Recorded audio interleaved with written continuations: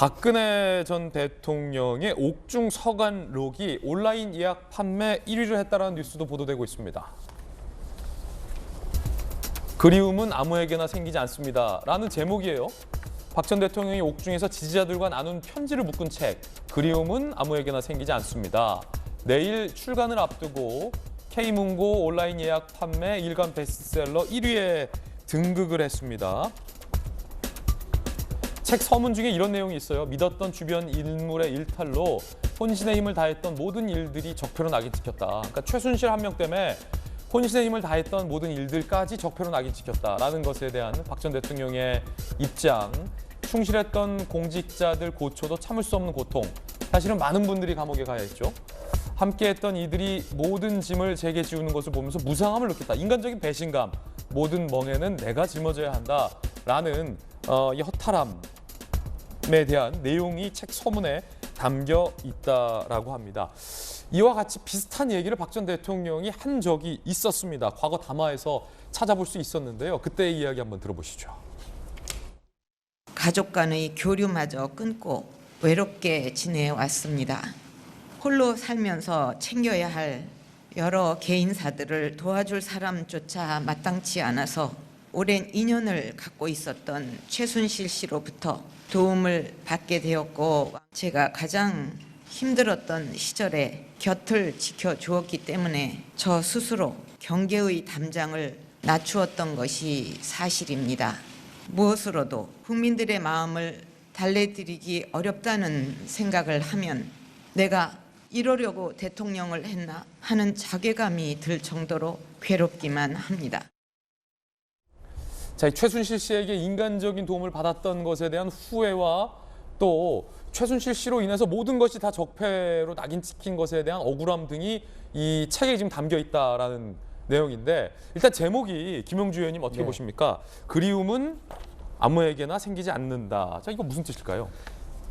글쎄요, 그러니까 그 상호적이라고 봅니다. 그러니까 그 박근혜 전 대통령을 지지해 왔던 사람들에 있어서 박근혜 대통령에 대한 그리움이라고 하는 것은 아무렇게나 그냥 그러니까 못 본다고 해서 그리워지는 것은 아니고 유의미하다. 지지자들의 그리움 첫 번째는 예, 그런 부분이고, 또 역으로 보더라도 내가 여러분들을 그리워한다는 것, 옥중에서 편지 오신 분들의 답을 한다는 것은 내가 여러분에 대해서도 의미 있게 생각하고 있다.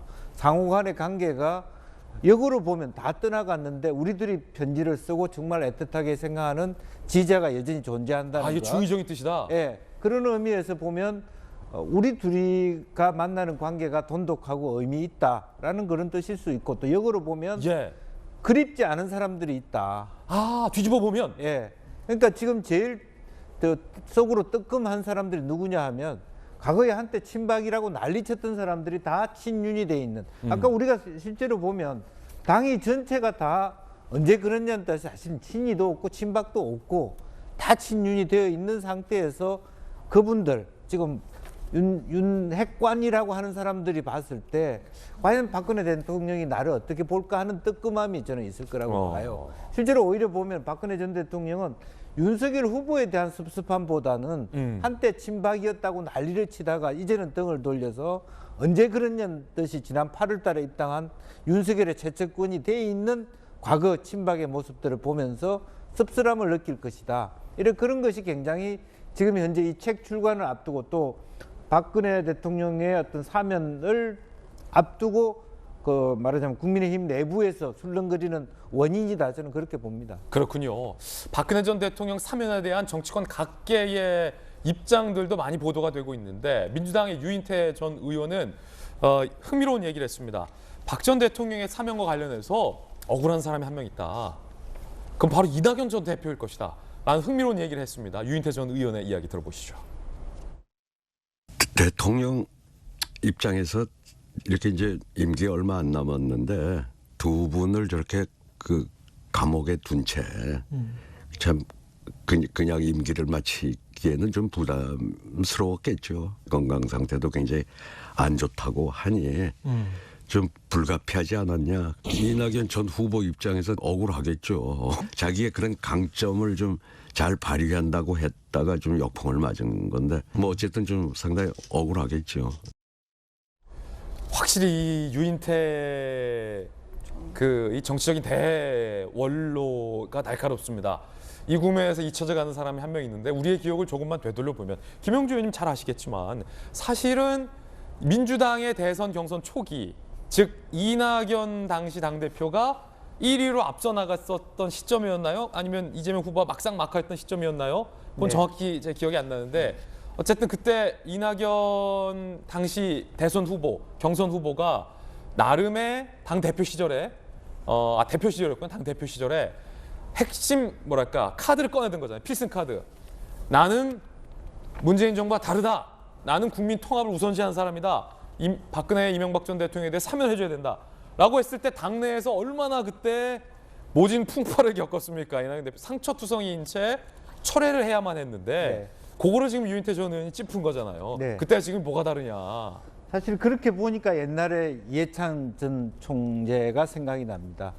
그 김영삼 대통령 시절에 대선을 앞둔 추석에 사면을 해달라고 굉장히 간청을 했죠. 이해찬 총재가. 그런데 김영삼 대통령이 안 합니다. 안 하고 난 다음에 그 뒤에 그 역할을 김대중 다음 대통령에게 주거든요.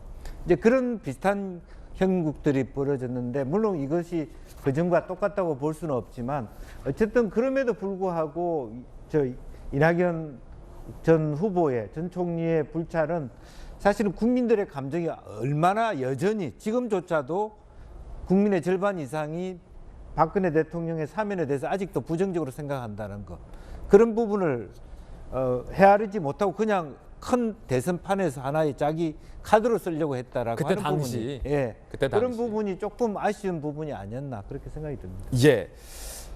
이준석 대표 이야기 아까 서두에 나왔었는데 사실 지금의 정치인 이준석을 만든 것은 박근혜 전 대통령으로부터입니다. 박근혜 전 대통령이 당시에 전격 발탁했던 청년이 이준석 대표였고 청년 이준석이 정치 인생을 시작한 결정적인 계기도 바로 박근혜 전 대통령의 발탁으로부터 나왔다고 해도 과언이 아닙니다. 그런 이준석 전 대표의 입장이 무엇일지 상당히 좀 궁금합니다. 함께 보시죠. 박근혜 퀴즈로 전개에 입문했지만 박근혜 전 대통령 탄핵에 참여한 바 있죠. 그리고 개혁보수정당 창당에 참여한 바 있습니다. 이준석, 박근혜 대통령과 소통하려면 중간에 계신 대리인격 한 분을 통과해야 하는데 그분과 친분이 약하다. 어떤 시기는 경로를 찾아서 상황을 알아보겠다라는 얘기를 했습니다. 요 발언이 좀 궁금한데 전재호 의원님. 네. 그러니까 본인이 탄핵에 동참했던 것 그리고 박 전 대통령을 비판했던 것과 관련해서의 입장은 안 나오고 조금 박 전 대통령의 대리인과 친분이 없어서 연락을 못한다 라는 입장이에요. 이게 무슨 입장입니까? 뭐 연락을 해보겠다는 입장입니까? 아니면 뭐 본인의 어떤 발언에 대해서는 후회가 없다는 입장입니까? 아니면 하다못해 윤석열 후보처럼 도의적으로는 미안하다라는 말입니까? 아니면 연락을 해보겠다는 얘기입니까? 그러니까 이제 이준석 대표는 뭐 탄핵에 대해서는 아주 확고하게 정말 뭐 탄핵이 정당했다. 뭐 그리고 박 전 대통령이 그 잘못에 대해서는 그 명확하게 입장을 밝혔죠. 뭐 그러긴 하지만 또 뭐 공적인 평가와는 또 달리 또 개인적인 친분에 의해서 또 개인적인 감정을 당연히 이제 전달할 수도 이제 뭐 있는 이런 이제 뭐 상황이 좀 됐기 때문에 이제 그런 면에서 좀 이런 발언을 한 거 아닌가 싶습니다. 뭐 아무래도 뭐 개인적으로는 당연히 또 이준석 대표도 박 전 대통령의 이런 상황에 대해서는 안타깝고 또한 좀 안 됐다 이제 이런 생각을 당연히 할 것 같고요. 그런 면에서 글쎄 대리인을 꼭 알아야 이렇게 그 박 전 대통령과 연락이 되는 상황인 것까지는 제가 확인을 못했습니다만 조금 좀 그런 표현 자체는 조금 더 적극적으로 마음을 전할 수 있는 방법이 있지 않을까 하는 좀 그런 생각도 듭니다. 예, 전재호 의원님 의견 들어봤습니다. 정의당은 이런 주장을 했습니다. 문재인 대통령이 이재명 후보를 당선시키려고 밀약을 했느냐라는 주장입니다. 정의당의 비판 들어보시죠. 국민을 대신해서 문재인 대통령께 묻습니다. 이게 나라입니까? 어떤 밀약이 있었습니까? 집권여당 이재명 대통령 후보 당선시키는데 박근혜가 협조하겠다. 이 밀약을 한 것이 아닌가 국민들은 의심하고 있습니다. 대통령의 권한을 자신들의 권력 연장 수단으로 이용하는 이것이 이 나라입니까?